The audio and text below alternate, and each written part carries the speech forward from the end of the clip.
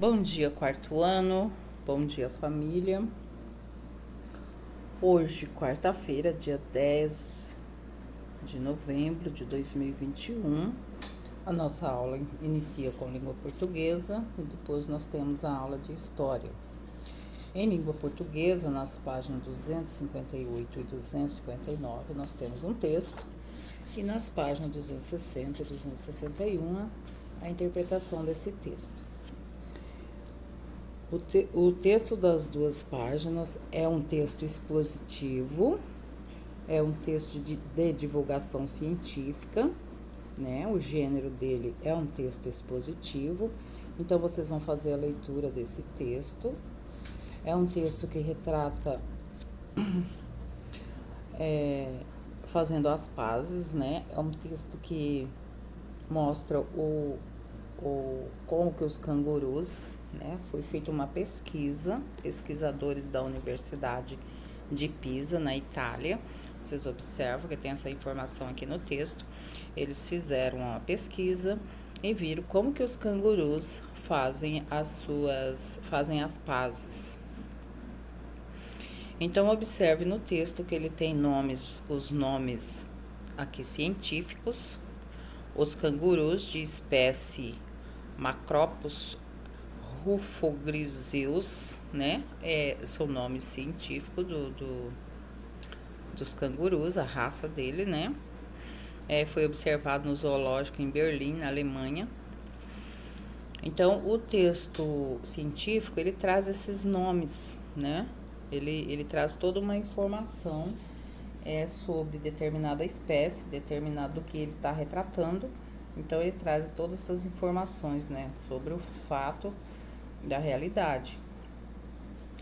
Então, no início do texto, nós temos nas fábulas, os animais agem como se fossem seres humanos. Então, vocês vejam a diferença de uma fábula para um texto de divulgação científica. No entanto, não é só na literatura, nas histórias que isso acontece. Os dois textos de divulgação científica a seguir provam isto. Leia os títulos, observe as fotos e tente imaginar do que os textos vão tratar. Muito bem.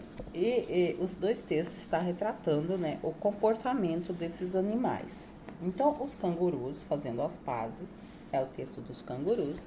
Já o texto, na página seguinte, nós temos o texto mantendo a lei e a ordem, que é um texto que retrata como que os chimpanzés resolvem as brigas deles. Tá? Então, quero que vocês façam a leitura desses dois textos. Eu não vou fazer porque fica muito extenso, muito longo, né? Então, faça a leitura com bastante calma desses dois textos e vamos responder as páginas seguintes. Então, nós temos: os textos de divulgação científica se caracterizam por transmitir o resultado de estudos e pesquisas. O que se constatou na observação do comportamento dos cangurus no texto 1? Então, vocês vão fazer a leitura do texto 1 e vão ver o que constatou lá, né?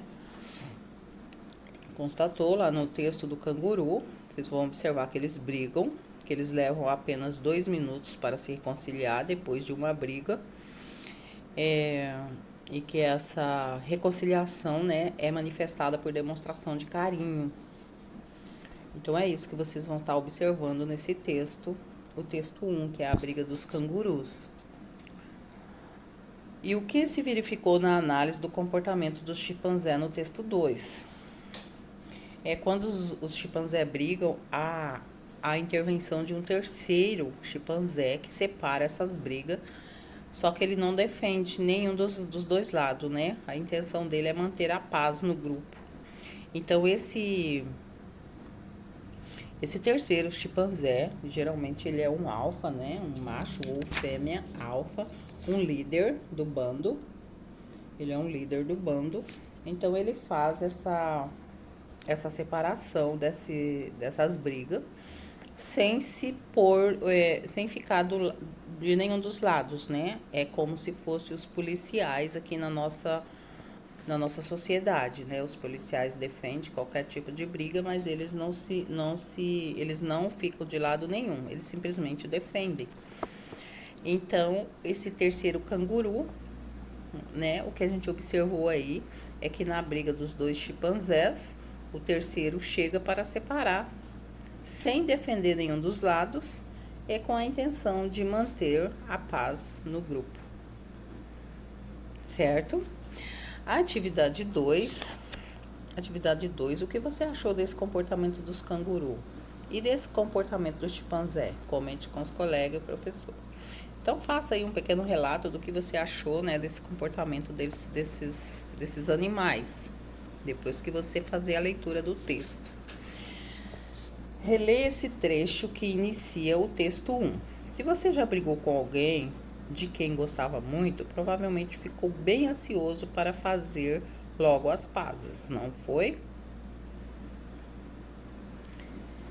Certo?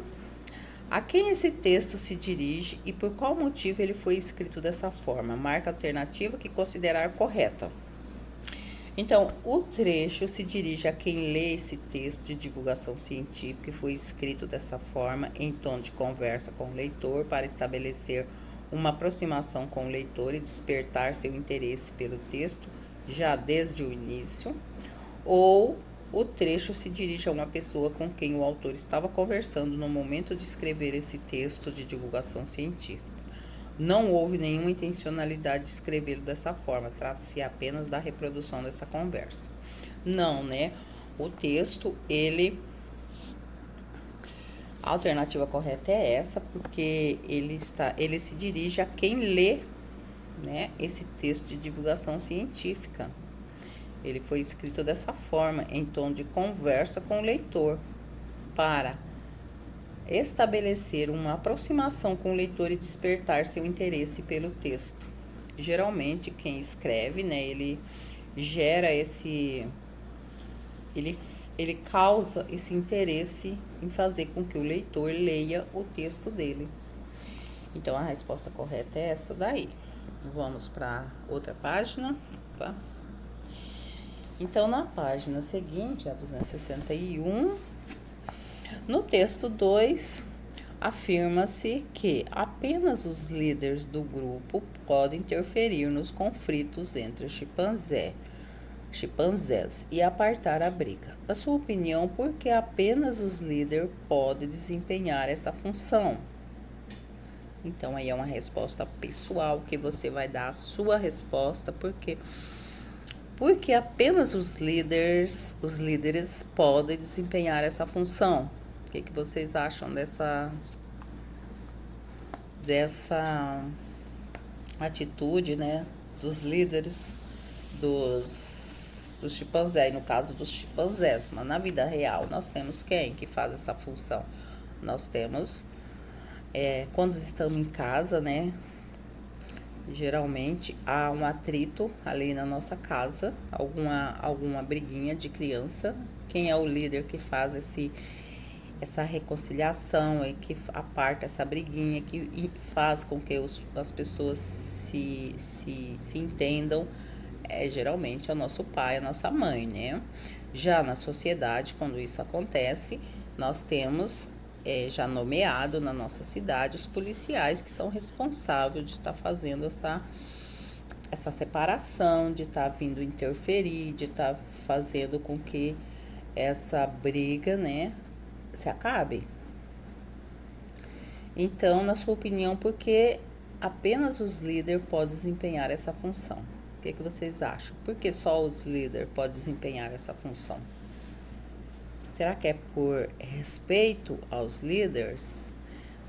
Será que eles impõem respeito? Será que, né? Então, coloque aí sua resposta.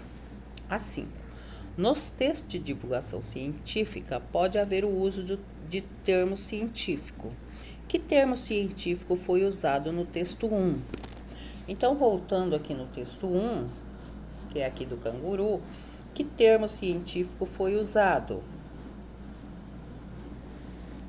Então, foi usado esse termo científico aqui, ó, quando fala aqui o nome do canguru. né? O nome científico da espécie.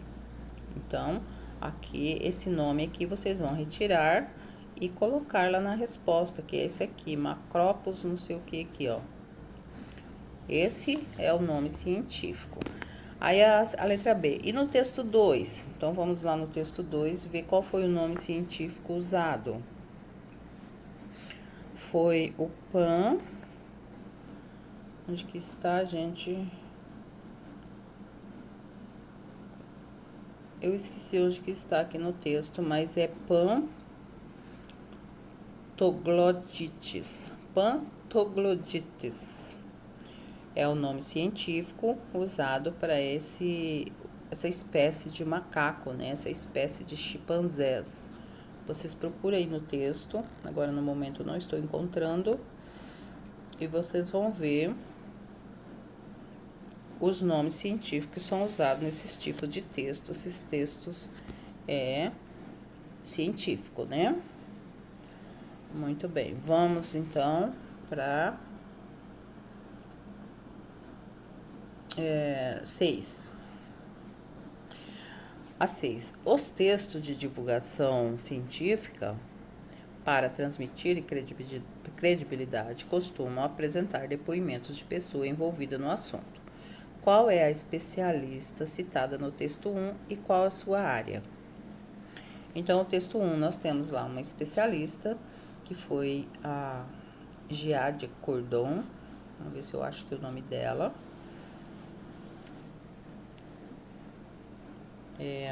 Não estou encontrando. Tem que ler todo o texto de novo para encontrar onde que está o nome dessa especialista. Ela é coautora do estudo sobre o comportamento dos cangurus. Sua área é biologia.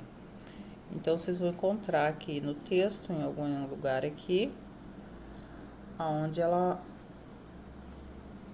está o nome dessa pesquisadora.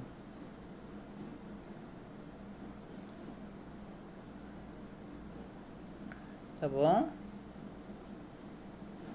Agora eu não estou encontrando, mas depois eu posso localizar e marcar para vocês, tá bom? Mas faça a leitura do texto que vocês vão encontrar. Então, retomando lá, voltando, e no texto 2 nós temos também a Cláudia von Hoor, coordenadora de estudos sobre o chimpanzé.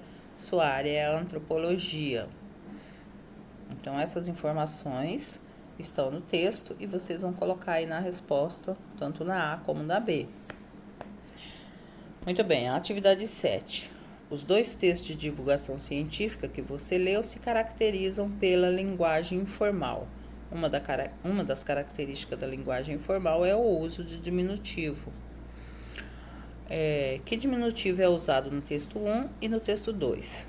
Então, no texto 1 foi usado o diminutivo lambidinhas, quando o canguru, né, quando eles fazem as pazes, eles costumam se lamber, fica com aquelas lambidinhas. No final do segundo parágrafo, então, está lá no final do segundo parágrafo, então foi usada essa palavra aí no diminutivo, lambidinhas. Já no texto 2, o diminutivo foi ajudinha, está no primeiro parágrafo. Vamos ver se a gente encontra aqui no texto 2, está no segundo, ajudinha no primeiro parágrafo. Ajudinhas, está aqui, ó. Ajudinha. Então, essa é uma palavra escrita no diminutivo. Isso aí é do texto 2. Tá bom? Então, o texto de divulgação científica tem a finalidade de divulgar conteúdos de natureza científica, assemelhando-se a outro gênero do meio educacional, como o texto didático e os verbetes de enciclopédias. Por ter também como objetivo popularizar a ciência, dirige-se a um público muito amplo e é veiculados nos mais variados suportes, como revistas, jornal, livro, internet, E é muito comum apresentar os resultados de pesquisa e estudos recentes sobre algum assunto da área científica. Muito bem, aqui a gente finaliza. O texto ele precisa ser lido, precisa ser resolvido essas questões com bastante calma, tá bom?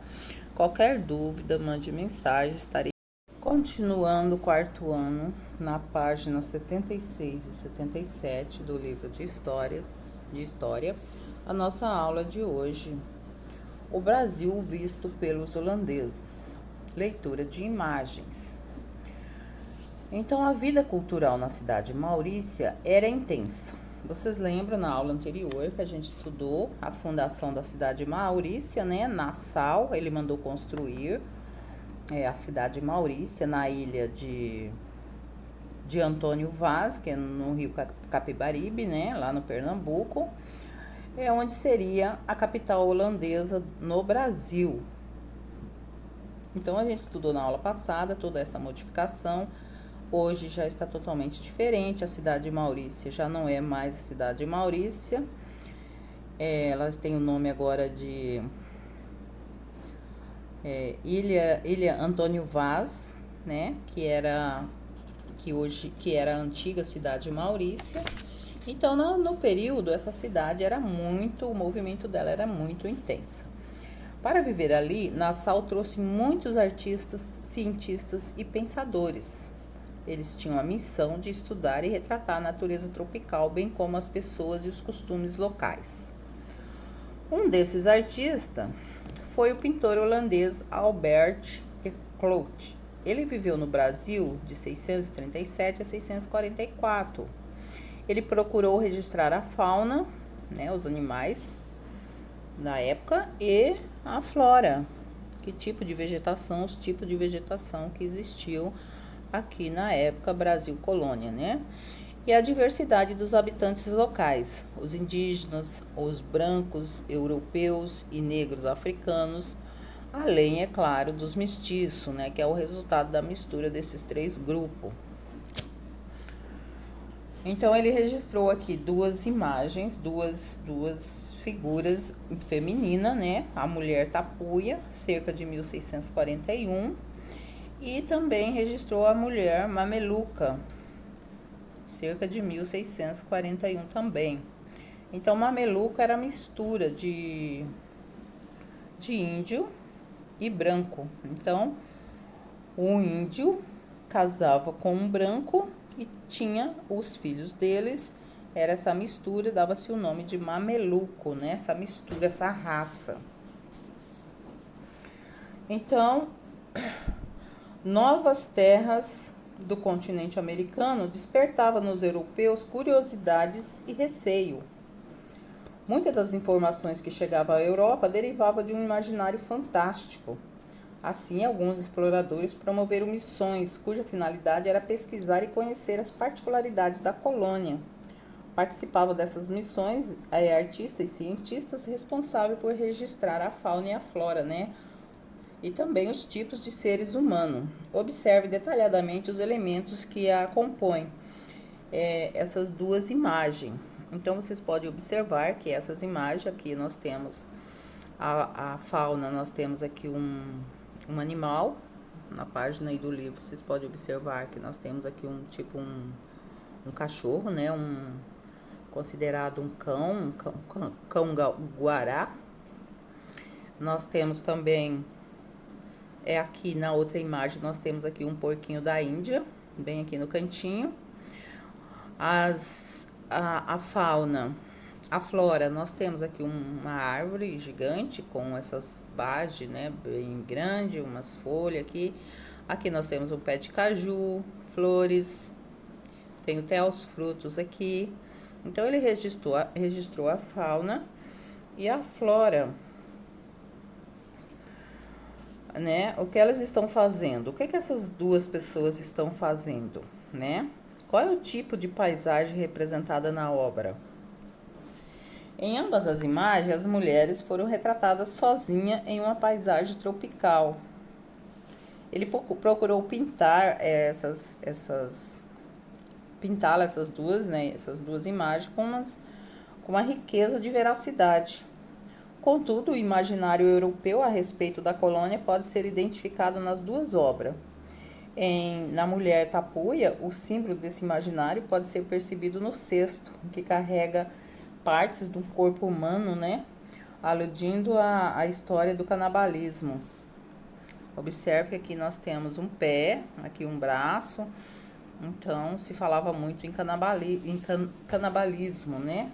Canibalismo, desculpe.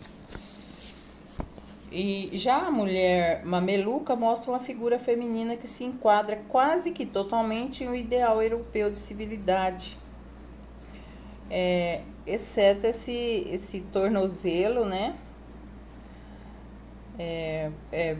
Para mostrar essa parte aqui do joelho dela, da perna dela, coisa que não jamais, né? Isso era considerado indecente na época, isso não acontecia. Então, elas eram totalmente cobertas, as europeias, né? Então, vamos para a página seguinte. Na página seguinte, nós temos algumas atividades sobre a pintura. Mulher Tapuia, responda as questões abaixo. Quando a pintura foi feita?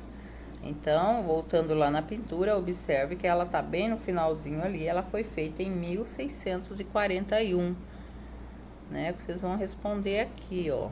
Quando que ela foi feita? 1641. Foi o ano que ela foi feita, essa pintura. Descrevam a personagem considerando suas características físicas, vestimentas e elementos que carrega. Então, a mulher ela foi representada nua, coberta apenas por folhagem. É isso que a gente observa, né, na primeira pintura aí. Ela usa pulseira e calça sandálias de fibra vegetal, né? Observe bem na imagem. Há um cesto preso à sua cabeça e dentro dele há uma cuia e um pé humano. Na mão esquerda, a mulher segura uma folhagem e na direita um braço humano. Então, é isso que a gente percebe aqui na primeira imagem. Então, vocês vão escrever isso, detalhar tudo que vocês veem nessa leitura aí dessa imagem. Na opinião de vocês, por que a mulher carrega um braço e um pé humano? O que o pintor quis dizer com essa característica?